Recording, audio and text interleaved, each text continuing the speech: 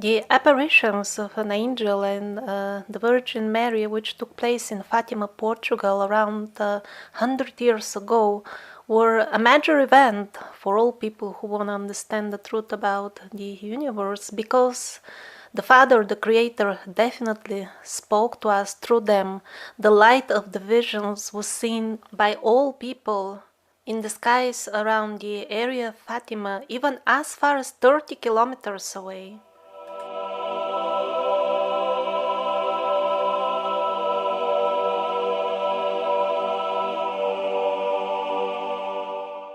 So the event was significant, and yet if we read the official messages which we are told the angels and the Virgin Mary left, we get the impression that we are kind of not learning much from them. But are we really getting the authentic messages? It seems we are getting messages which are somewhat trimmed for political reasons, of course. And this is an additional piece of information, extremely interesting, which I got from an Australian author of a book on this subject who has been researching the end times for years, actually. So he mentioned the day of 13th of June of 2029 as the culmination point of the subject of the third message from the Virgin Lady, which is clearly apocalyptic. I will just read small segments from it. Above, we saw an angel with a flaming sword in his left hand. Flashing, it gave out flames that looked as though they would set the world on fire. And then another passage. Before reaching the steep mountain, the Holy Father passed through a big city half in ruins and half trembling with halting steps. Afflicted with pain and sorrow, he prayed for the souls of the corpses he met on his way. Having reached the top of the mountain on his knees at the foot of the big cross, he was killed by a group of soldiers who fired bullets and arrows at him, and in the same way there died one after another the other bishops, priests, religious men and women, and various lay people of different ranks and positions. In the episode about Italy, you will see that this description fully corresponds to the other tribulation prophecies for Italy. And it is interesting because this year, 2029, as possible culmination, very well fits in the overall expectations which I had even before getting this message from Australia, based on the Tibetan mystic who was actually quite good in predicting things, and also Slava Sivrukova. The quote I had from her when I made the first episode was that after year 2022-25 will start the worst. Now I found a second quote from her saying that there will be a period of very turbulent transition during the period 2025 to 2032, which is exactly 7 years. An exact correspondence to the length of the tribulation according to the other prophets.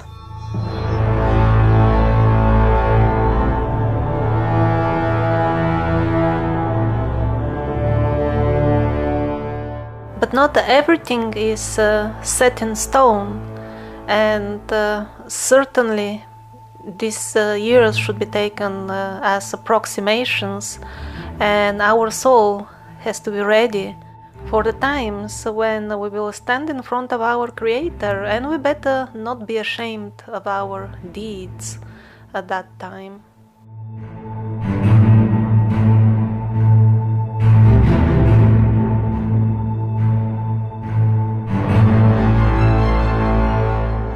Now, this episode is gonna be an overview of what can be expected from the tribulation in general, as seen in planetary perspective, because all other episodes are more like country specific, and that could be confusing for those who live in areas without specific country predictions. This episode will be also somewhat different because it will be based on many dozens of sources, and not all of them are surely verified as those I mentioned in the previous episodes, just because there are too many, and also in most cases they are too old to be verifiable at all. But still, I selected some out of the many which have some hints that they should be genuine. Like, for example, in the first one, which I'm gonna read to you now, the seer, he noticed very correctly this modern reaction to radiation of losing one's hair. You have the meal and the water in front of you, but you are not allowed to eat it because it brings you death. The air devours into the skin such a poison. Put on all dresses you have, and you don't even let the tip of your nose uncovered. Place yourself in a hole and wait until it is all over. It will not last long, or look for a cave in the mountains. When you lose your hair, it has gotten you. So basically in this episode I'm gonna mostly read you directly quotes from the various prophecies, and whenever possible I will show the source on the screen, but I'm not gonna explain in each and every case why there is some sign that this could be reliable, because then the material will become too big, too clumsy, too much volume.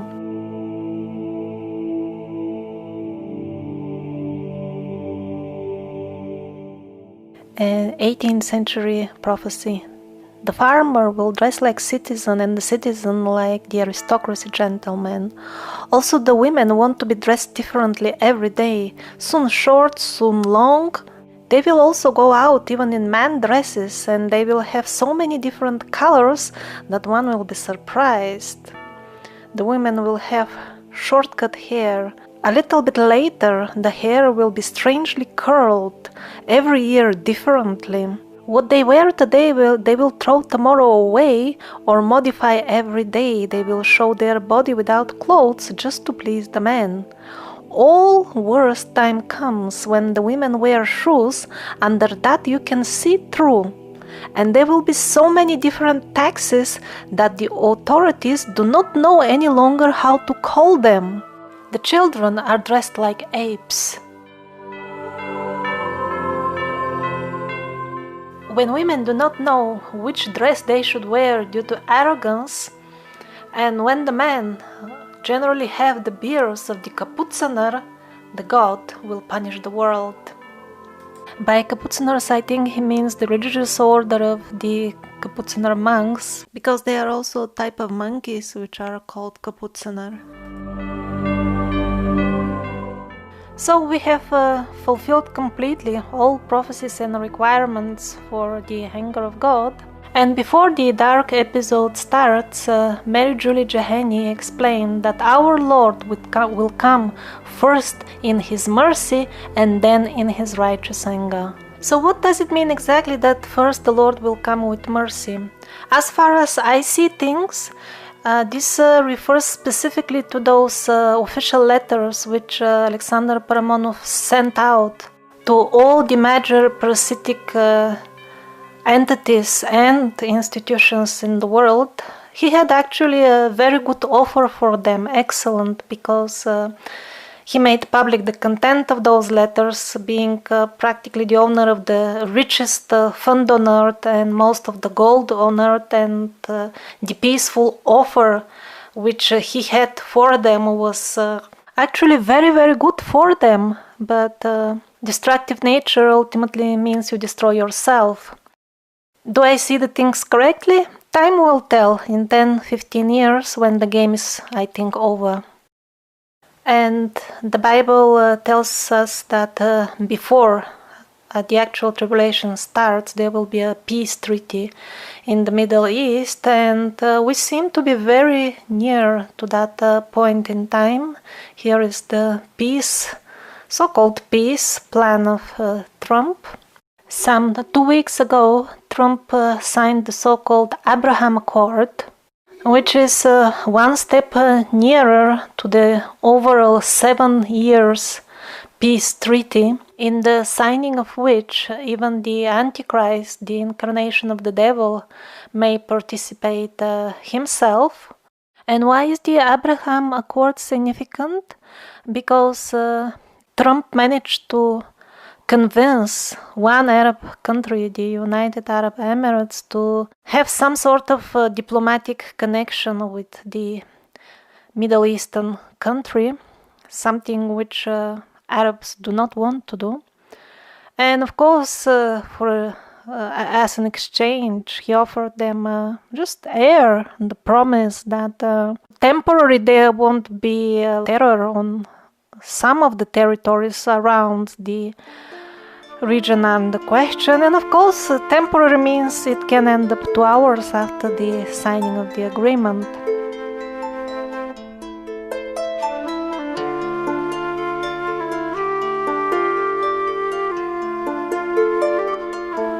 All the elements shall be debased, because it is necessary that the whole nature of the age be changed. Indeed, the earth, petrified with fear, shall suffer frightening quakes in many places, and shall swallow up the living. A number of towns, fortresses, and strong castles shall collapse and be flattened by earthquakes. That was from the Catholic Prophecies, but Utrok Vyacheslav also had prophecies about these enormous splits in the earth, which will be opening at many places. Holes, fault lines, everything, and it will be swallowing people and infrastructure a lot. If you count all humans on the world, you will find out that 1/3 is missing. What is still remaining has halfly lost its mind. Well, reading all the other prophecies, I'm not convinced it is halfly. It looks like completely. This war will break out very rapidly. In the evening, one will say peace, and in the morning, the enemies already stand before his door. You will see nations rise up against nations, obliterating one another within the time of 3 or 5 minutes. There shall be a world war, the 3rd World War, more grievous in suffering, more debauched.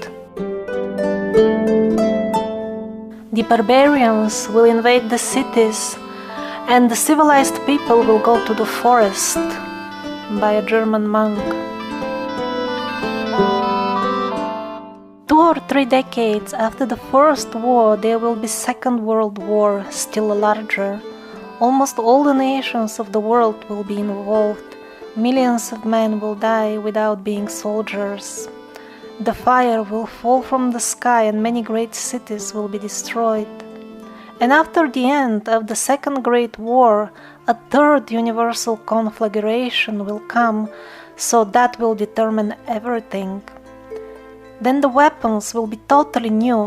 In one day, more men will die than in all the previous wars put together.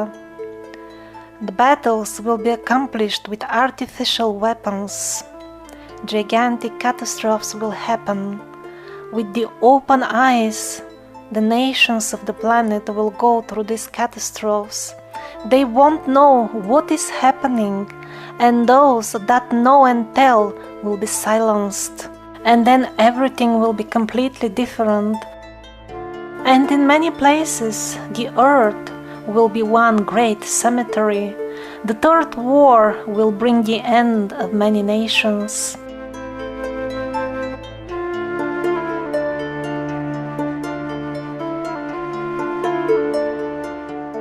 The 3rd Great War will begin at the end of July, beginning of August, which by the way was confirmed by Jehani and Irmaya. Overnight it will take place. In a pub in Zwisel, many people will be together, and outside the soldiers will ride over the bridge. There will be only 18 days, but they will be 18 thorns for the whole world. They will enter the man's flesh in a time not so far from year 2000. A war will break out and will make all the precedent wars seem insignificant. Rivers of fire will fall from the clouds. All the capitals in the two sides of the ocean will be destroyed.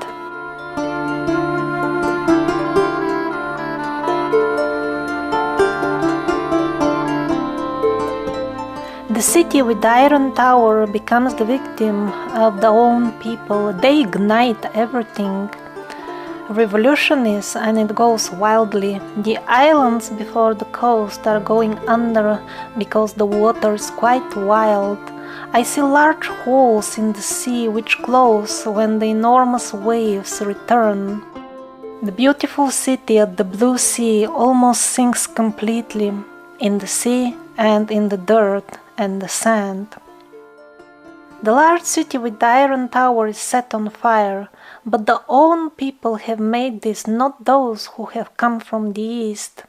And the city is made equal to the ground, and I'm seeing this quite exactly. This is how Jeremiah describes the upcoming French Revolution. Actually, he fully confirms the visions of Johanni.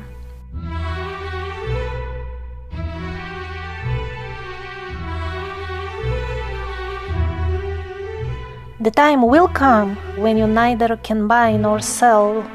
Bread will be assigned and marked. The seas will color themselves with blood.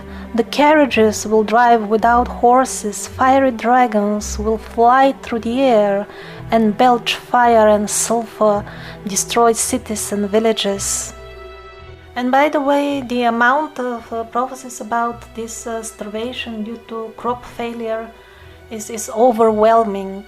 If I had to include them all, this video would never end.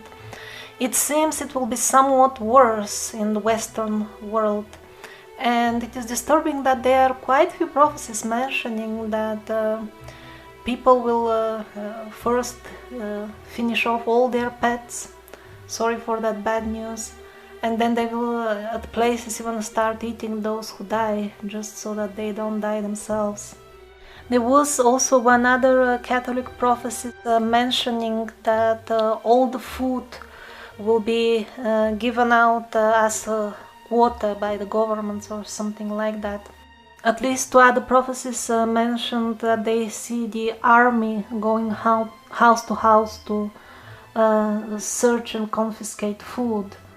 And as far as all food being on quota, for example, now in Russia, under the COVID pretext, they are, of course, they have closed lots of the marketplaces completely, and now they are restricting how much people can even order by mail.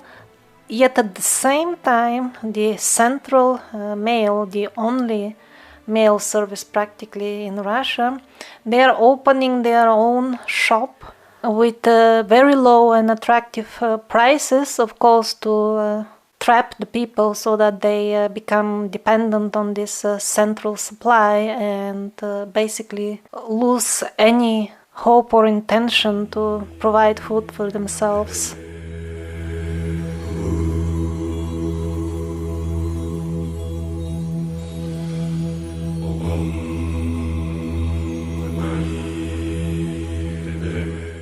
Europe will divide itself into East and West, but the European Union as such will continue to exist.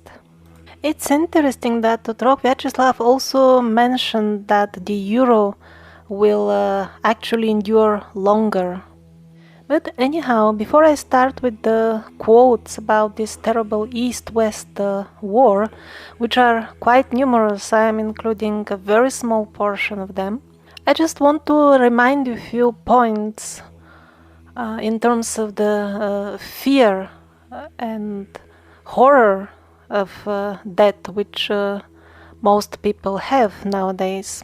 By the way, it is exactly this fear which makes many people simply ignoring such type of prophecies and thus putting themselves in even greater risk of experiencing horrors afterwards.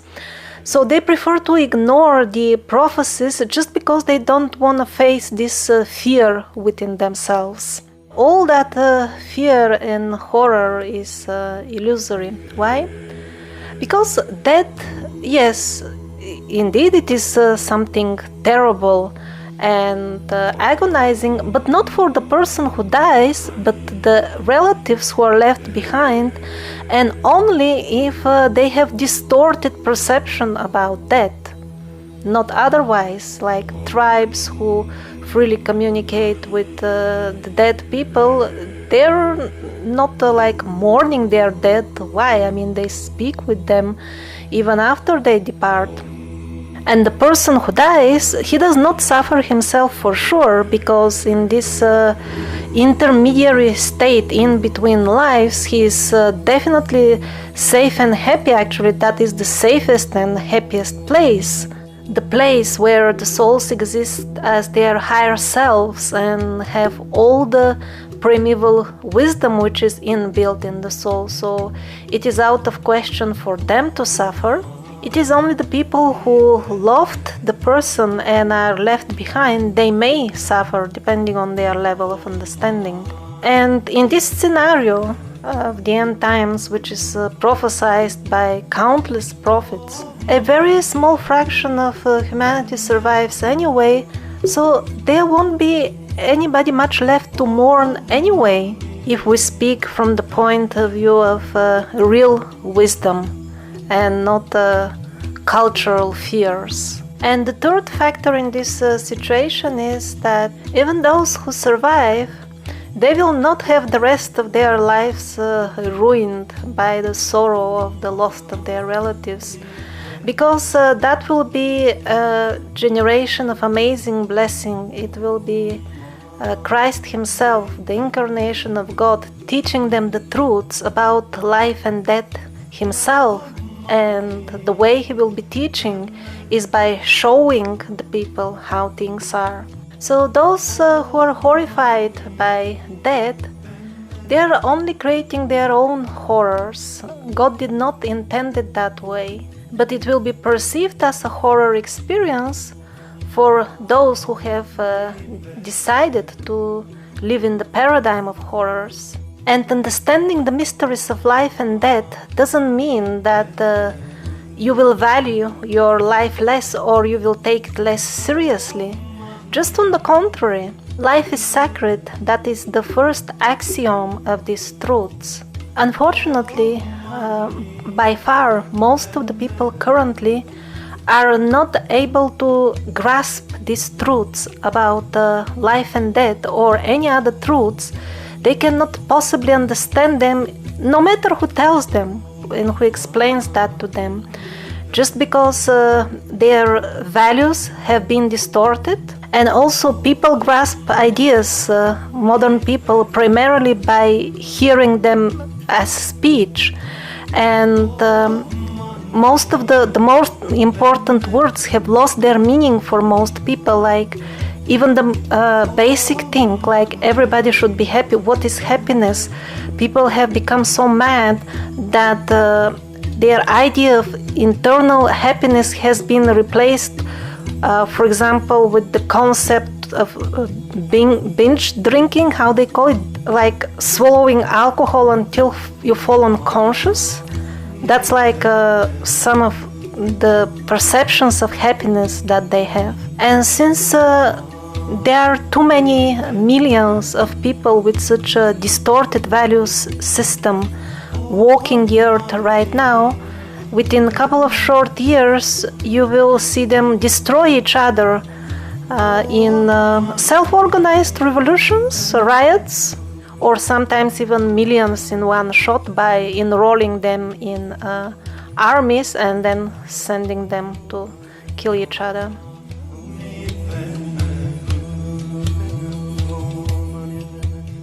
At first, humans do not want to believe it, so surprisingly it will happen. Many will be imprisoned and executed, everything flees to the mountains. Like a lightning, the revolutions in Russia, first Germany, then France, Italy and England. An evil will shortly take Russia, and wherever this evil goes, rivers of blood will flow. It is not the Russian soul, but an imposition on the Russian soul. It is not an ideology nor a philosophy, but a spirit from hell. In the last day, Germany will be divided, France will be reduced to nothing. Italy will be judged by the natural disasters. Britain will lose her empire and all her colonies and will come to almost total ruin. America will feed the world but will finally collapse. Russia and China will destroy each other. Finally, Russia will manage to free herself from the evil spirit and will go forth and turn many other nations to God. But before that, the whole of Russia will become a large prison, and there will be much suffering and much torture. So it is very important to really understand well this prophecy of Saint Nectarius, which, by the way, is confirmed by many others, and especially that this initial bloodshed and war which will be waged using the people of Russia and the Russian army will be organized by spirit from hell, exactly as he calls it, which will possess that country. And as I mentioned, now currently Russia is everything of the country, including military and all government structures, are being openly transferred as private property of certain Middle Eastern country. So this is what is going on, and it should be understood the way it is, so that it's not confused with the light of the new age which will be starting from Russia and the Slavic countries. Here is yet one more confirmation that people will be going from those lands, and they will be the first one to spread the light to other countries as well. But before that starts, Russia will be involved in this absolutely bloody and disgusting war. And when you see that coming first, do not mistake it with the light of Russia, which will be coming afterwards, and it will not come by sword. When the light starts spreading, it will spread by words and not by sword.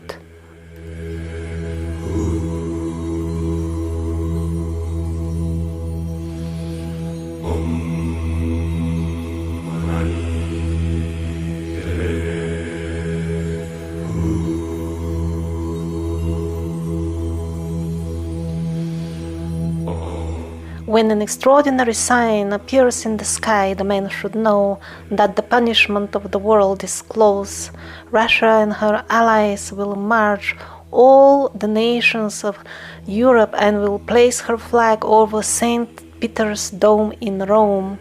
The Russians will cause much bloodshed, but however, after losing their allies, they will live with shame.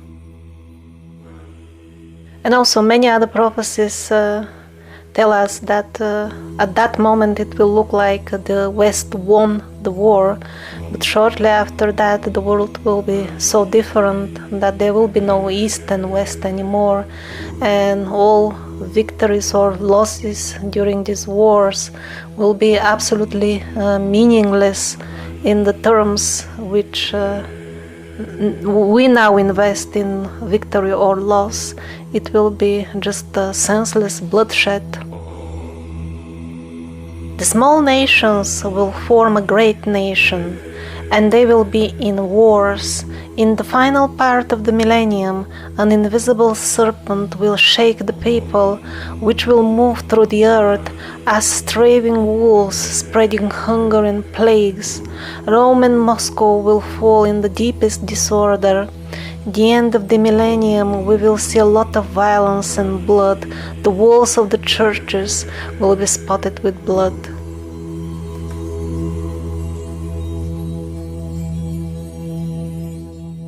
A large city is devoured by mud, another one is struggling with the fire. All cities become dead, quiet. In Vienna, the Stephanplatz is overgrown by weeds.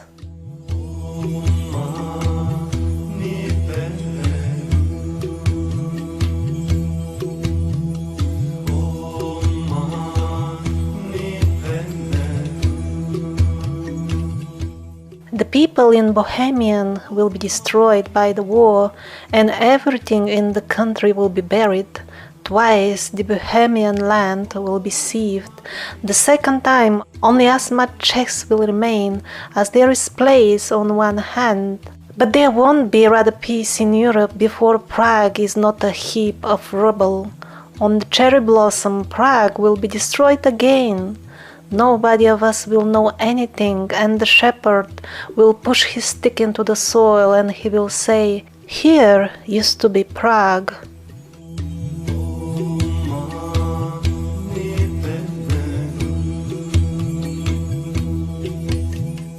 And here is the key point from a 19th century Catholic prophecy.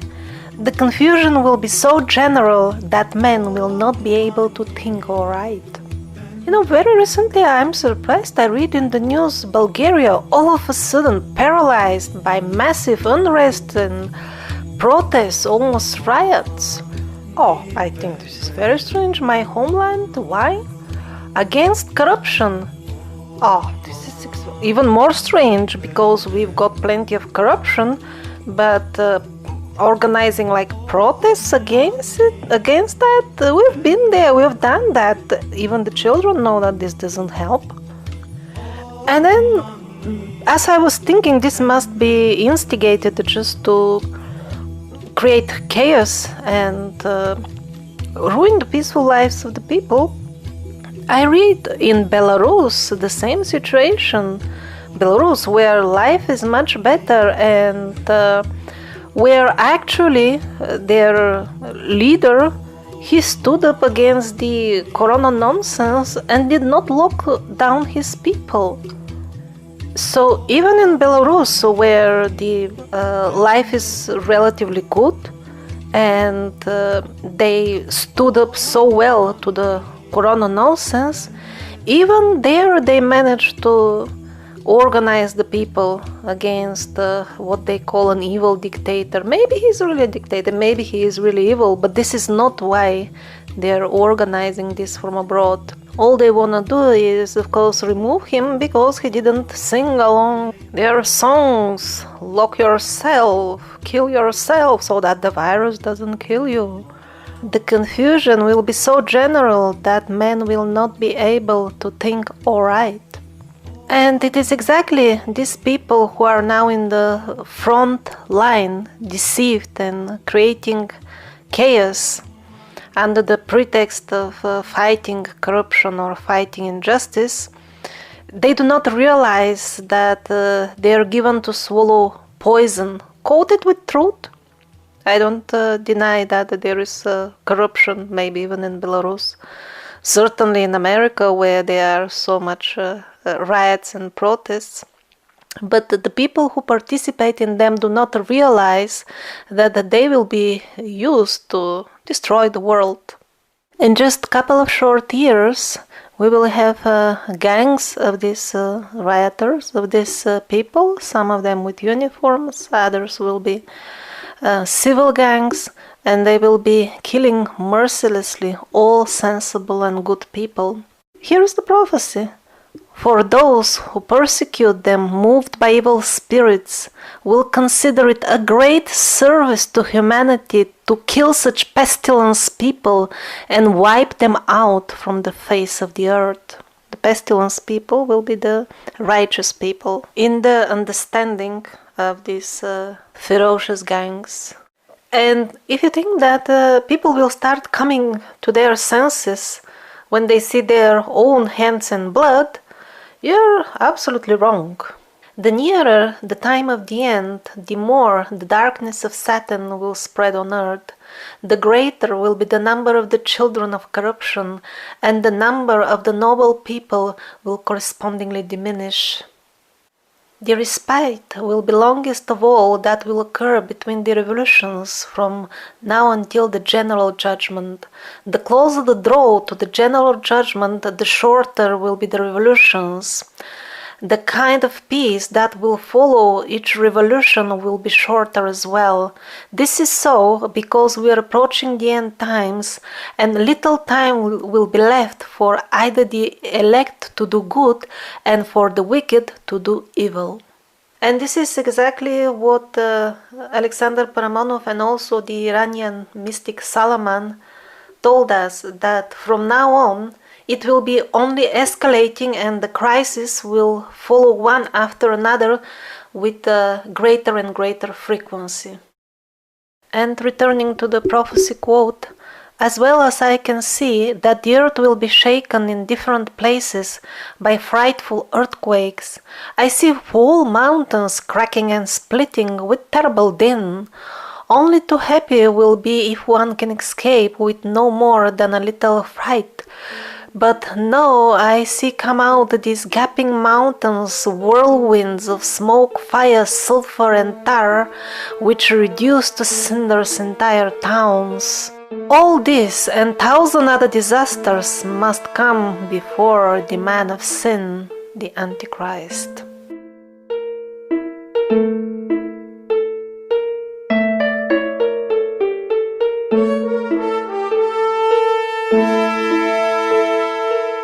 And now, before we discuss the Dajjal, the man of sin, the Antichrist, there is a very interesting but still very blurry point in the prophecies, about which I find hints only. So there is lots of guesses, but also there is something behind that. We'll see what it is. So as I'm trying to perfect this chart, I have added that before the tribulation starts, Slava Severukova, she prophesies that territories will be taken away from Bulgaria in a peaceful manner, and she says, the moment that happens, that will be the sign. Then things will start improving in Bulgaria, finally the corrupt government will be gone, and then, she says, at that very moment, the worst will start happening in Western Europe. So I take it to mean, she said like the great floods and other horrible things all at once. So that definitely looks like the beginning of the tribulation, so we have one more sure sign. And as I'm constantly making minor modifications to perfect this chart, I have moved the inflation and the German Revolution actually to the first part of the tribulation, the pre-tribulation, because as I'm reading more and more material, everybody mentions that these revolutions in France, Germany, etc. will be at the same time, and that seems to be pre-tribulation. And as far as the inflation, it could be any time before the tribulation or in the beginning of the tribulation. So I have changed that a little bit, and I have adding Bulgaria as losing territories as a more reliable sign that this is the doorbell sound, the tribulation is here, Bulgaria loses territories.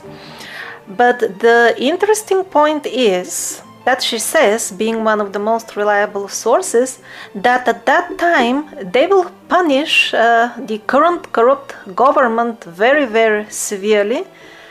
She said they will pay with a big interest all their evil deeds, and from that on they will be actually sensible people ruling Bulgaria who will be very careful what they're doing after they see the terrible punishment of the current mafia gang ruling the country, which is fully in bed, of course, with the even bigger mafia of the European Union. But the strange thing is that in the Otrok Vyacheslav prophecies, there was something that seems that could be connected with this. I got the overall impression, although I don't remember precisely such statement, that the punishment in Russia could be, to be more precise, not after Christ comes and everything is over, but during the tribulation. Since we have a number of prophecies from good sources about the Slavic countries gradually starting to unite, it will be happening, it seems, at the beginning of the tribulation, after Bulgaria loses territories and all of a sudden everybody is confused. Then Slava Severuku explains how Serbia will first come up with this idea, why don't we help the Slavic people? After all, we are all one blood. We freely understand each other even without an interpreter.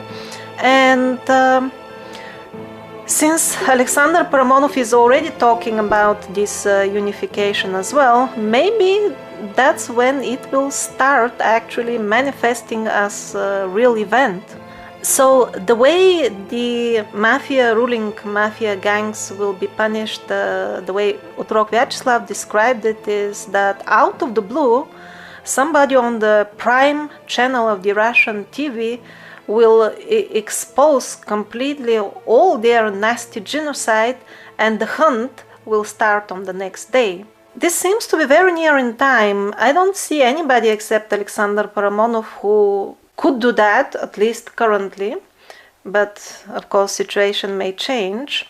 I hope you have seen my videos on him. He has this organization, Soyuz Anti-Terror, which is exactly an organization which will punish, and he said it will surely.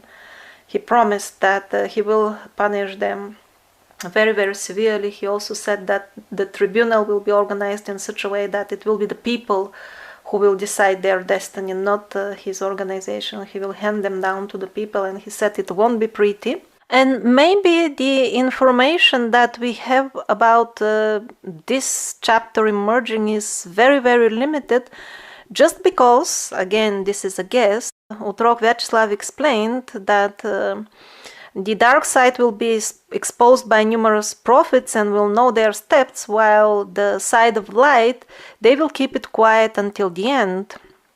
So what comes from that side will be as a surprise. So now the big question which I have personally about this suggested scenario which I just described is if the righteous people are finally able to punish the governments in Eastern Europe. I think it will be similar in all other Eastern European countries which will be uniting at that time. Then how come after this point the man of sin, the Dajjal, the Antichrist, will be freely traveling also in those lands? Otrok Vyacheslav, he even told the itinerary in the vicinity of his town, in which places he will hold concerts, and everybody who visit these concerts with black magic will be marked automatically just by visiting.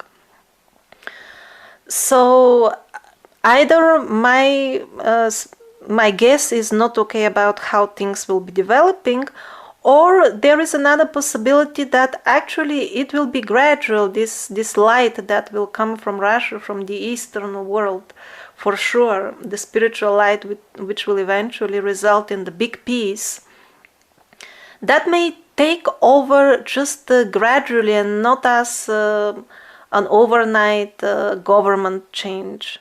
Now, in the Set books of Jane Roberts, Set did not provide really like detailed account of the end times, but he gave an important clue. He said it will consist of gradual, he said, definitely, most definitely, change in the social structures as these frequencies of the light increase. And then I'm connecting this with what Alexander Paramonov also explained. He said as far as the actual turbulent events, those are mostly changeable, and he said the forces of the light will leave it up to the dark side. Whichever scenario they choose, they can choose the way they die. It will be up to them.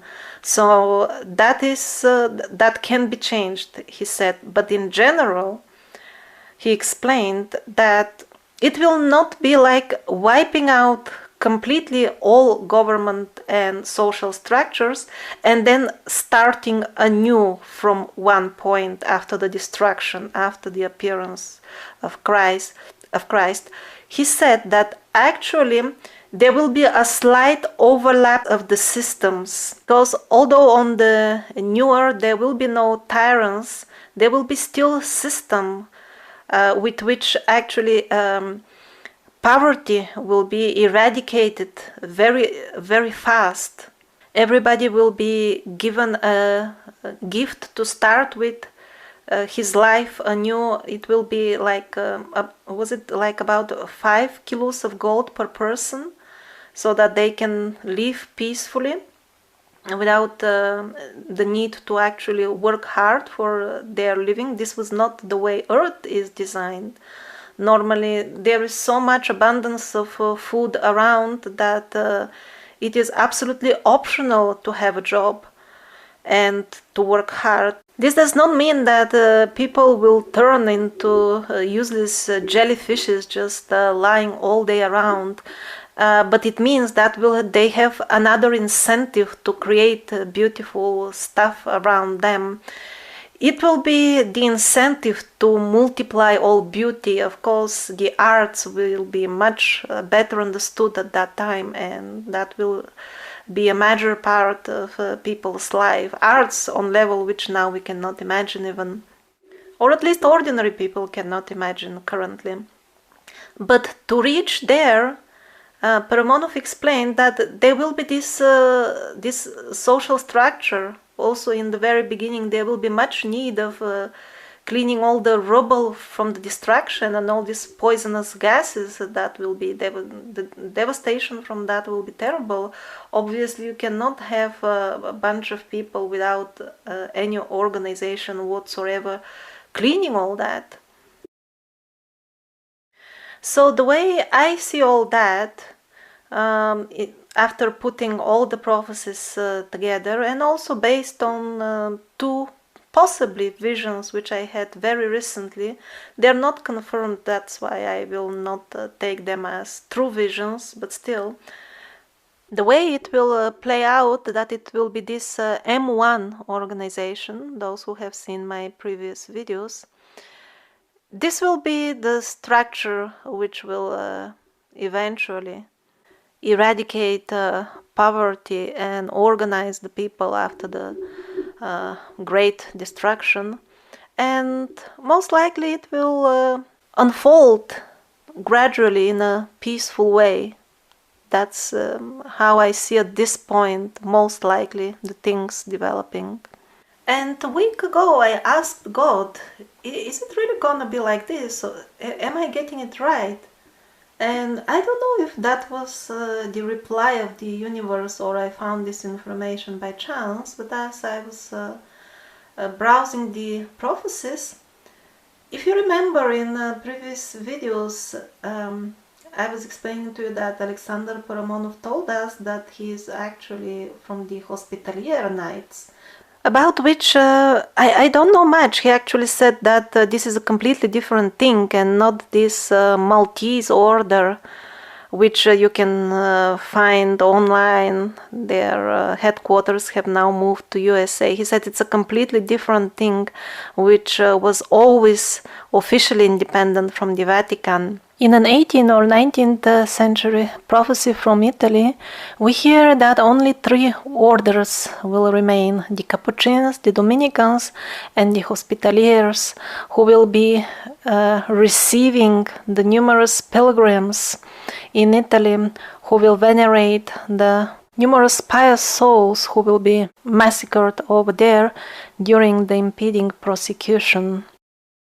But the second one is far more interesting and is some 5-6 centuries old, made by Saint Francis of Paula. Just listen to this. The most pious Hospitaliers, this shall be the last religious order in the Church, and it will do more good for our holy religion than all other religious institutes.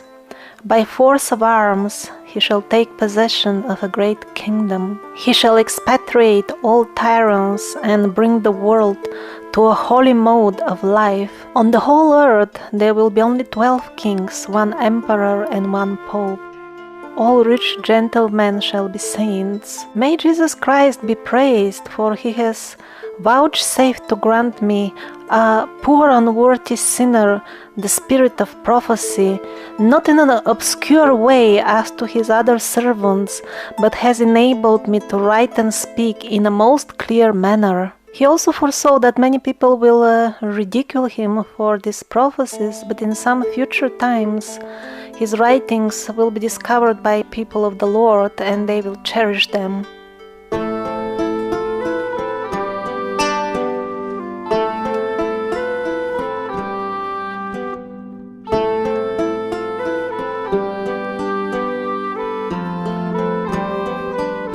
In the Muslim prophecies we find valuable clues which will help us put a little bit the puzzle together in terms which event will follow after which during the tribulation.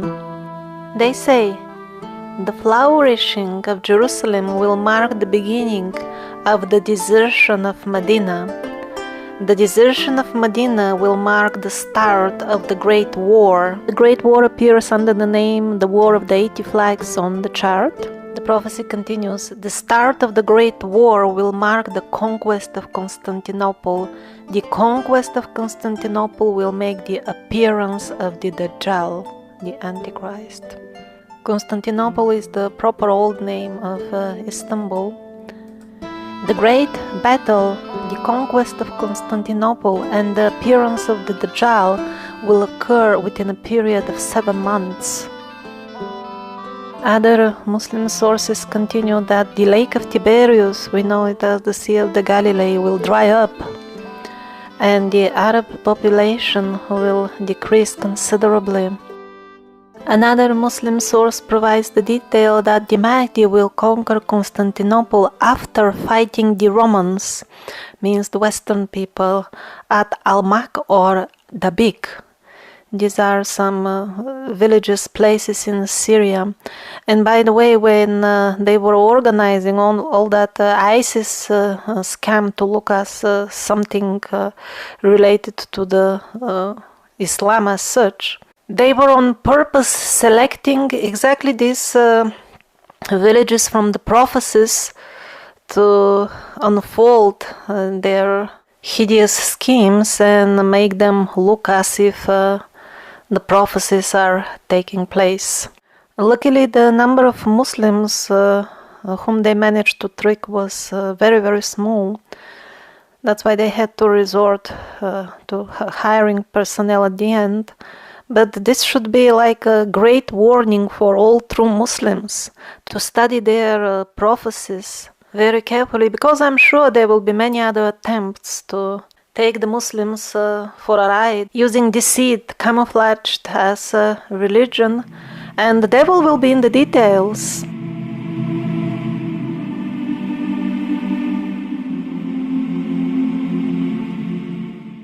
There will be bloody wars and famines, plagues and contagious diseases. There will be frightful showers of animals, thunders which will demolish cities, earthquakes which will engulf countries. Voices will be heard in the air. Men will beat their heads against the walls. They will call upon death. Blood will flow on all sides. A fire from heaven will fall and consume 3 cities. The whole universe will be struck with terror, and many will allow themselves to be seduced by Satan because they did not adore the true Christ living in their midst. Living in their midst again refers that Christ is already born and he is watching and participating in all this already. And the showers of animals is probably the locust infestation mentioned in the Bible. Then from the smoke came locusts on the earth, and they were given power like the power of scorpions. They were told not to harm the grass of the earth or any green plant or any tree, but only those who do not have the seal of God on their foreheads. They were allowed to torment them for 5 months without killing, and their torment was like the torment of a scorpion when it stings someone. And in those days people will seek death and will not find it. They will long to die, but death will flee from them. In appearance the locusts are like horses prepared for battle. On their heads are crowns of gold, and their faces are like human.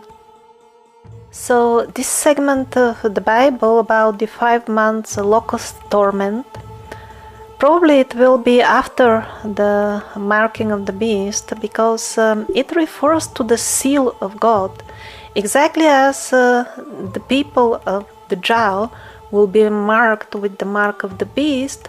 So the godly people will have this invisible angelic sign on them. That is also mentioned in the Muslim sources, so confirmed from 2 sides.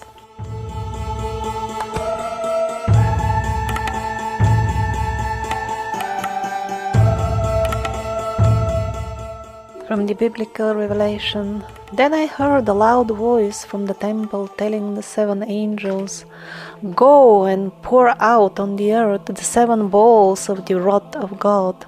So the first angel went and poured out his bowl on the earth, and harmful and painful sores came upon the people who bore the mark of the beast and worshipped its image.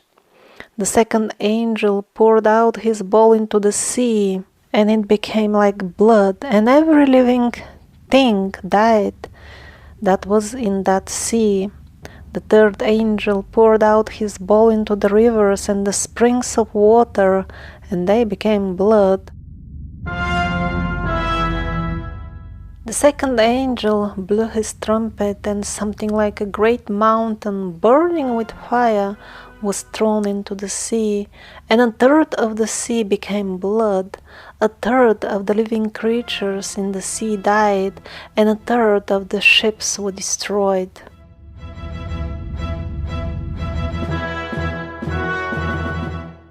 I'm not sure if the world waters turning blood red is related to the red rain, which will keep the people locked inside for weeks without being able to come out at all.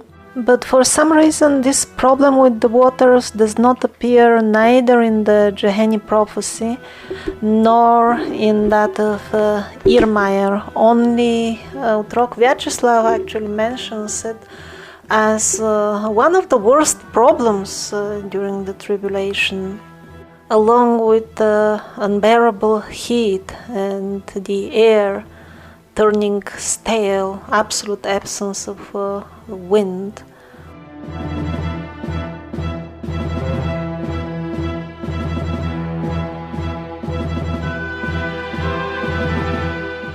But it seems that these extreme calamities will be upon the human race towards the very end, when God becomes really angry with us.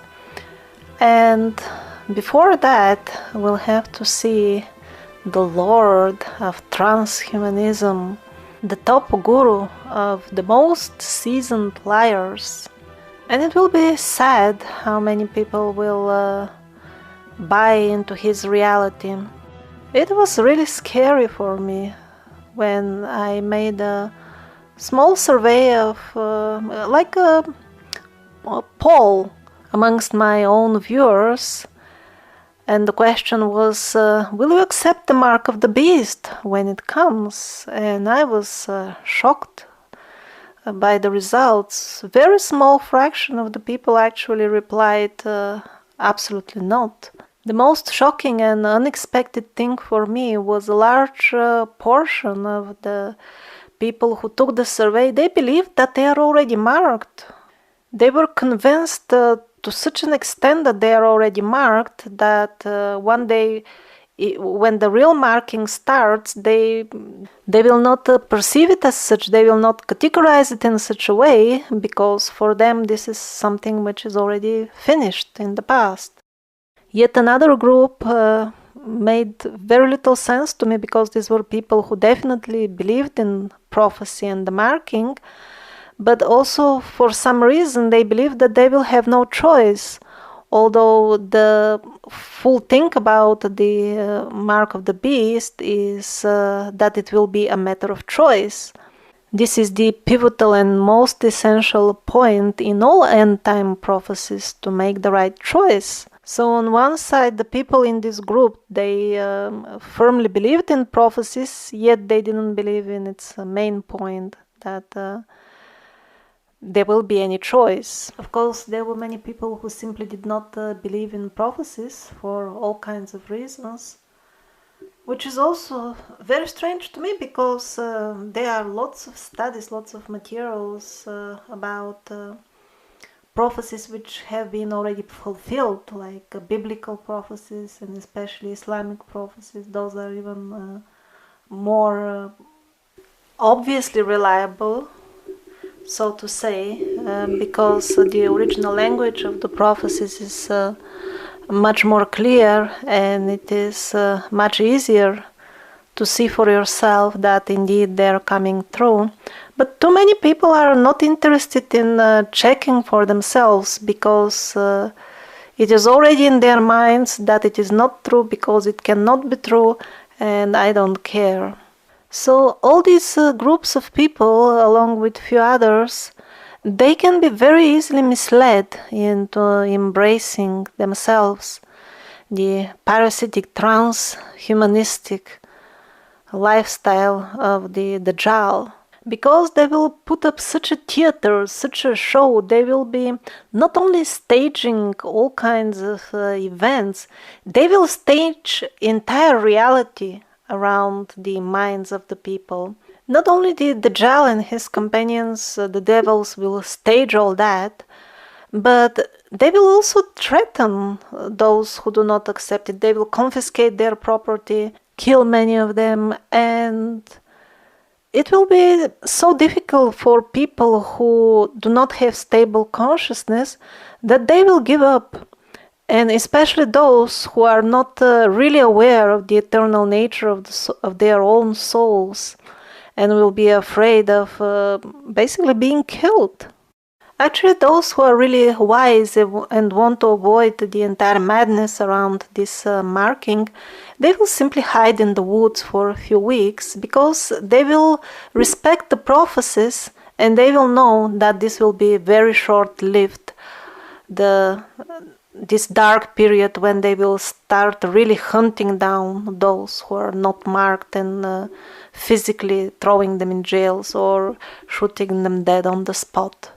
Hiding for a couple of weeks, 2 or 3 in the forest, is not that difficult actually. But one needs to have a stable mind and study the prophecies before that, so that he will have faith in them, and also keep track of the events, how much has passed, where are we on the timeline, and how much tribulation there is left ahead. Otrok Vyacheslav described such a sad state of overall madness and confusion that there will be noble souls, good people, who will endure almost until the end, and will betray Christ and the side of light on the days even after Christ appears. They will get misled and turn to the dark side within the last hours after enduring and fighting for 7 years.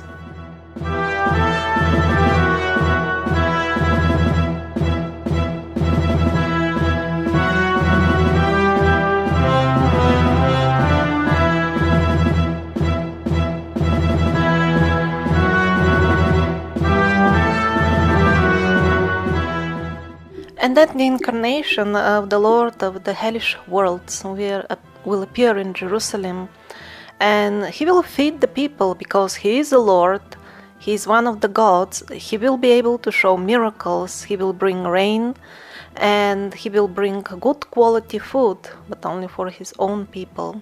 So when they first roll out this plan for marking everybody, people will be skeptical, but there will be a very good promotional campaign, and the first one who accept it, they will be actually fine for a few months, and there won't be any major problem as such. And then the general masses will get convinced, well, okay, it doesn't seem to happen, all these prophecies about annihilation and all that. The marked people seem to be living same as everybody else, and then they will accept it in mass. In the next episodes, I will cover the Antichrist and his deceit in great detail, and that will be especially for the people who plan to stay safe without selling their souls to hell during this critical period. And as confirmed by many prophecies, the marked people will not be content with the loss of their own souls during the apostasy. They will hunt down for other souls and try to make them sin by force. Moved by evil spirits, they will cruelly persecute the non-marked people and will consider it a great service to humanity to kill such pestilence people and wipe them out from the face of the earth. So basically they will even convert the temples of God into taverns for ugly sex dances and alcohol. In the church, they play dance music, and the parson, that's the priest, like a vicar, sings to it. They also dance, but outside, in the skies, appears the sign which announces the beginning of the mighty punishment.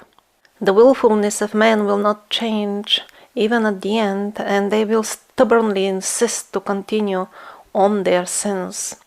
The previous episode was about the beginning of the mighty punishment, the anger of the Lord.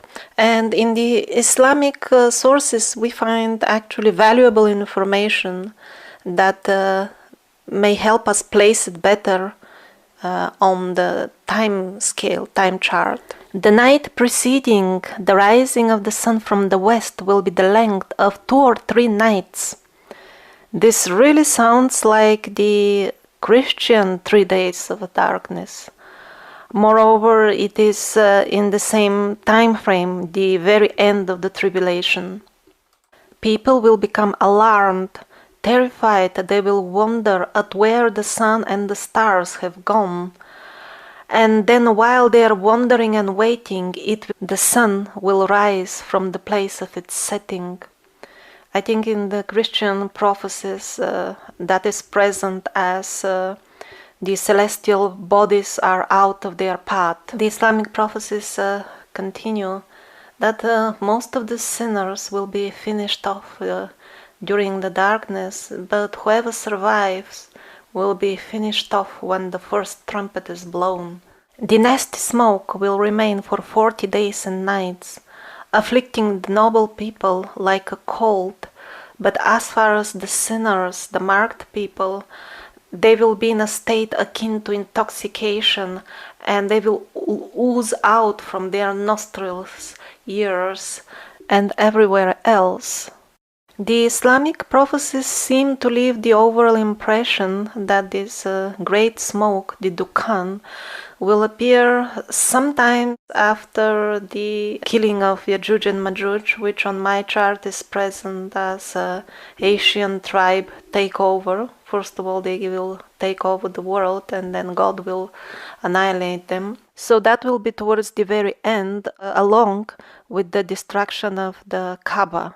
Unknown diseases and plagues will accompany the end of the millennium, because the last beast will liberate poison, and the poison will produce death. In the time of the 7th seal, the earth will be an abandoned factory of poisons. And this is a 14th century prophecy.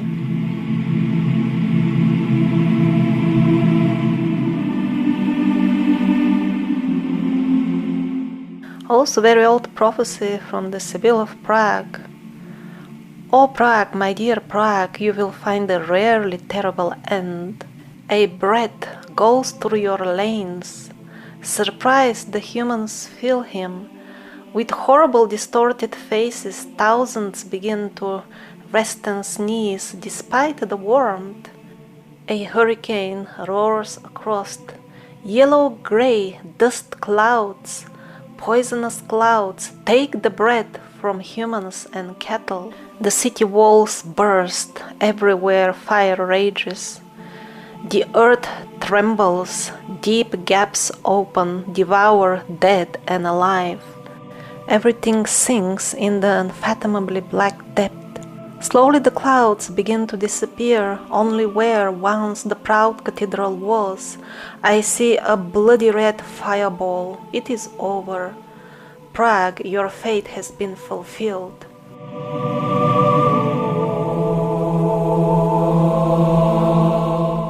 Death and destruction, apostasy, discord in families, cities and governments. It will be a century of 3 great wars with intervals of some decades. They will turn more devastating and bloody, and they will leave in ruins not only Germany, but all the countries of East and West. After a great defeat of Germany, a great war will come. There won't be bread for the people or food for the animals. Poisonous clouds created by human hand will lower and will exterminate everything. The human mind will be taken by madness. Again, note that this is quite an old prophecy from the 16th century. And again, we see the same story developing, 3 great wars with intervals of a couple of decades. Then the Great War and starvation in Germany and everywhere else, and then the poisonous clouds.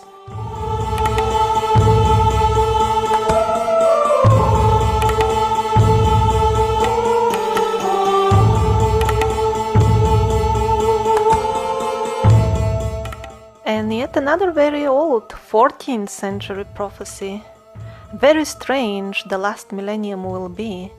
It will be like driving a cart with great difficulty, guided by disabled people and servants of Satan. My God, that's us!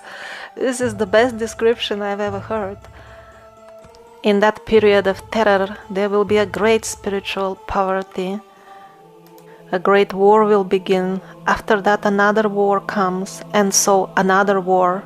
Again, even in the 14th century, they were already able to see the 3 world wars. From the sky, hell will fall. In the anguish of a bad life, man will finish poisoning everything. Poisoned clouds will cover the earth. Monstrous machine will dominate the skies. The fire will destroy many cities, and men will finish off destroying each other. All nations will be shaken by war and civil revolutions. During the 3 days of darkness, the followers of the evil cause will be annihilated, so that only 1/4 of mankind will survive.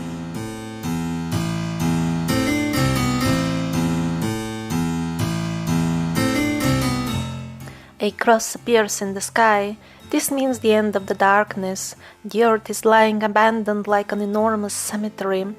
Frightened people come out of the houses. The dead are collected and buried in mass graves. On the road, it's quiet, and factories no machine operates because nobody is there.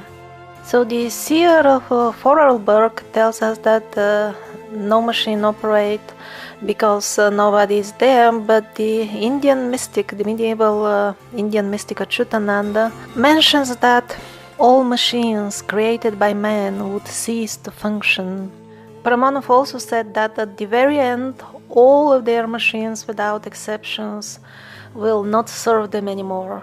They will simply disobey, because at that time their artificial intelligence will be intelligent enough to figure out that it's better to serve the master and creator of all intelligences instead of perverted pedophiles.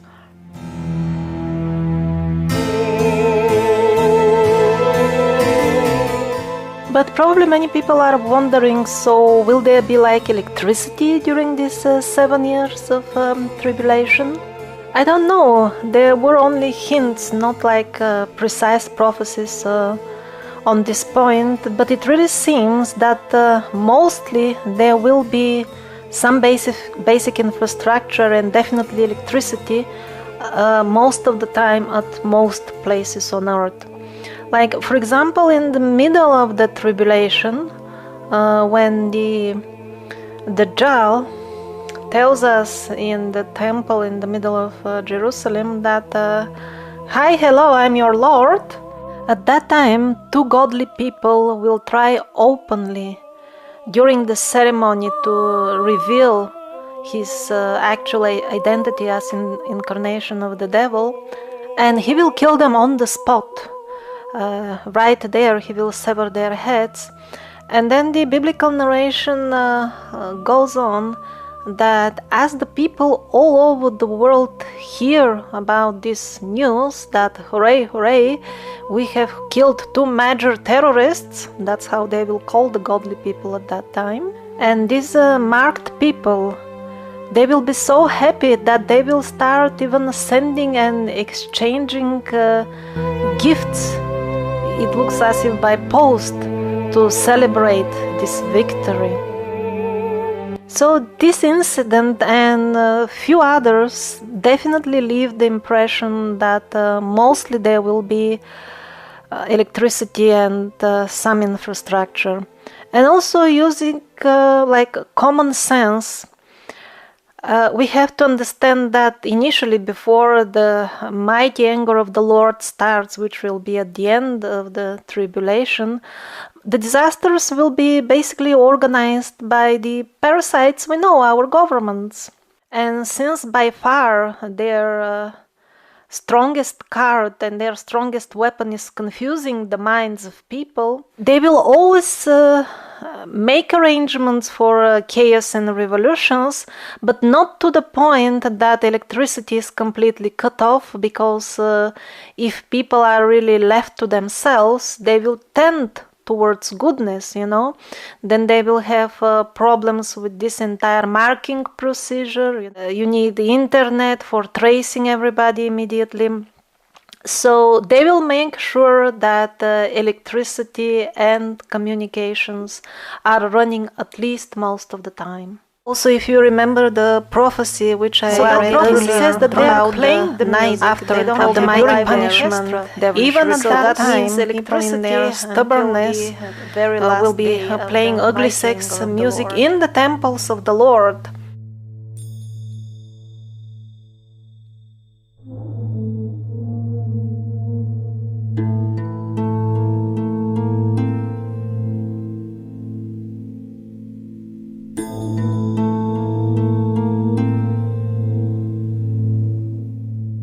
And also, it is sure that the tribulation will not be a continuous day and night extreme terror for 7 years, but there will be just intense periods coming more and more often and getting more and more severe towards the end.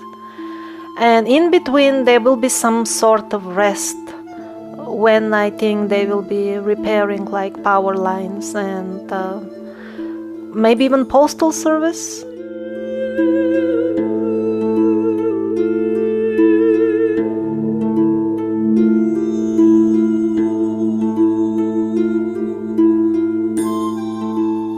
So the Judgment Day, the Day of Reckoning, really seems to be the focal point of the entire end time play. Even some native tribes of the Americas have myths, and they also call it the day out of all the days prophesied and described in their myths. That is the day. In other prophecies or legends, it is called the hour. Out of all the hours, millions and trillions of hours, that will be the most important one. I think the most precise timing we have in the Muslim texts. The last hour will not come until we see these 10 signs. The smoke, that was the Dukhan we discussed earlier, the Dajjal, the Antichrist, the beast, that is like the original devil, the rising of the sun from the west, the descent of Isha bin Maryam, that is Christ, the son of Mary, Yajuj and Majuj, that's the Asian conquest, the sinking of the earth in 3 places, one in the east, one in the west, and one in Arabia. After this, fire would burn, spreading from Yemen, and it would drive mankind to the place of their assembly for judgment. A couple of prophecies explain that the day of judgment will come out of the blue as a total surprise, as most other events in this entire play. But still, if you see that all these 10 signs are accomplished, then you can count on its happening within the days or weeks or maximum months.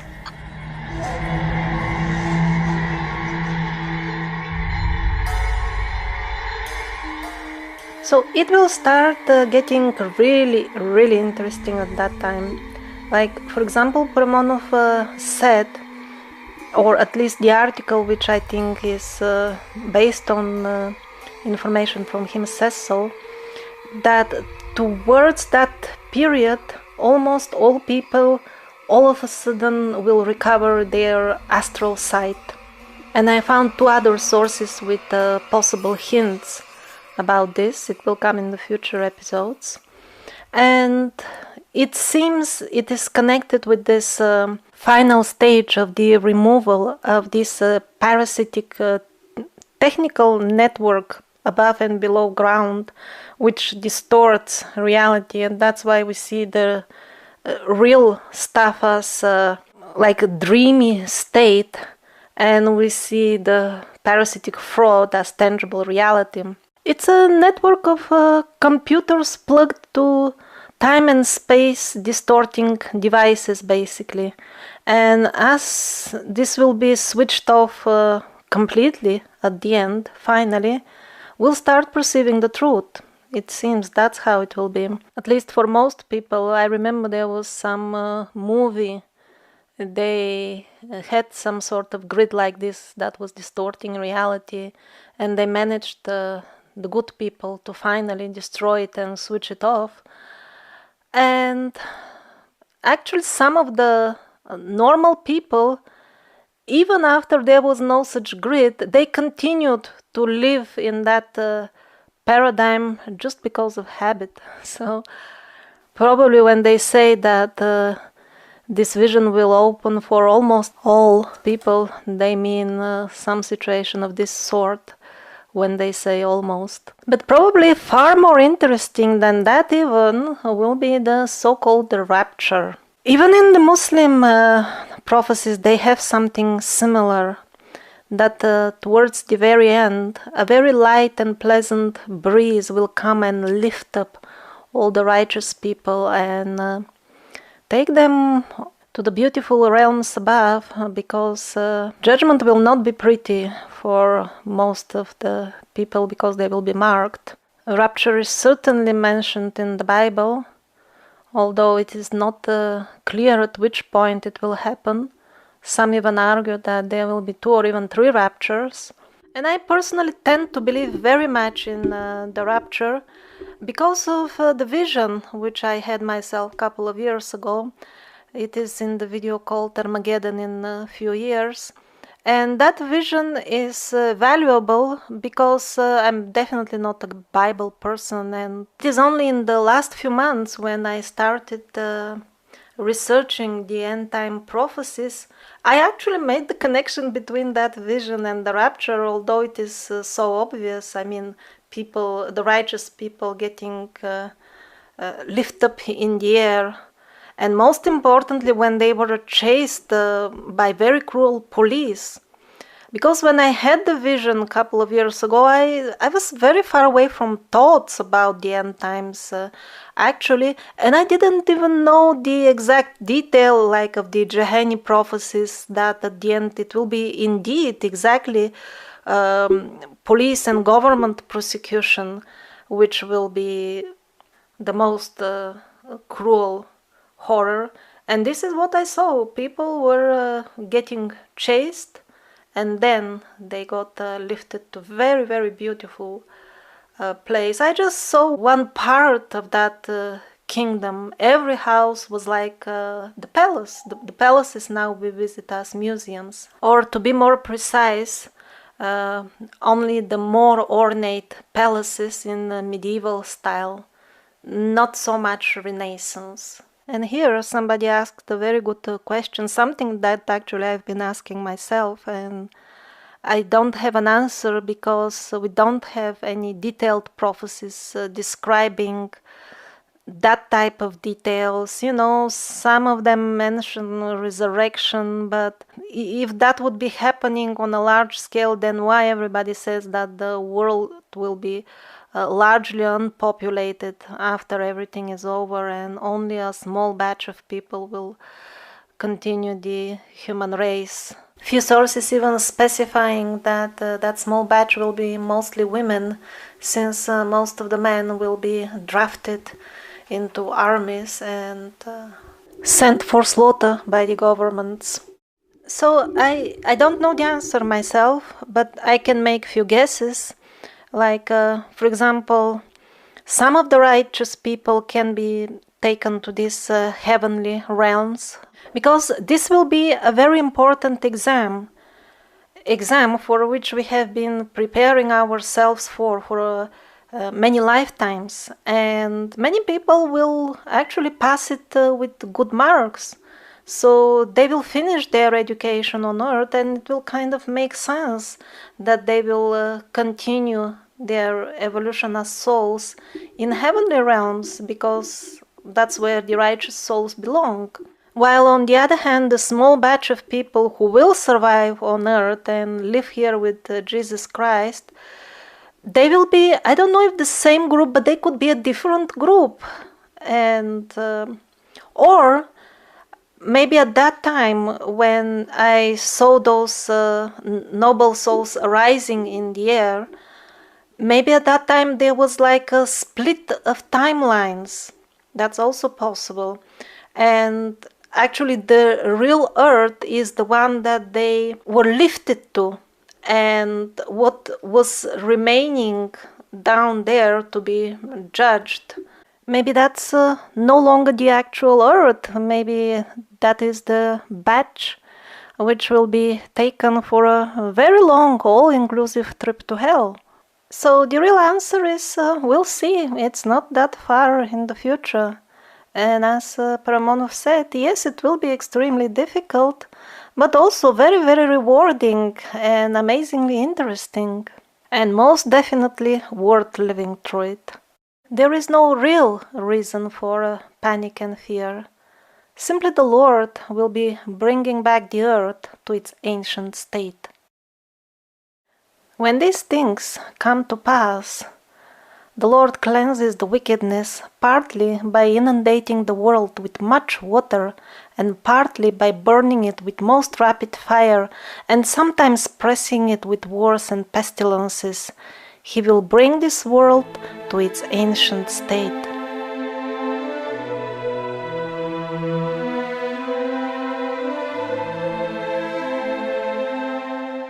And as far as the French nun Marie-Julie Jehani, who delivered the clearest prophecies for us, when the rough times start, probably much more people will turn towards her message and will be saved by those messages, because after everything is over, they will actually build a small chapel at the place of her humble cottage in Brittany, in France. And people will be coming from all over to pay homage to her. Although she was just a simple nun, she did not have any high church rank or much of special recognition during her lifetime or any secular education at all, but she managed to deliver the message.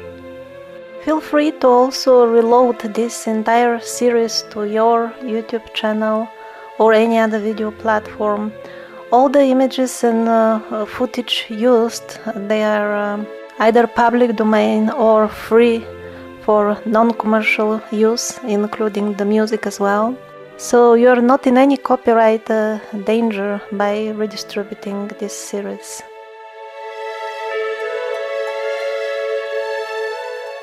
Stay tuned to the New Earth channel.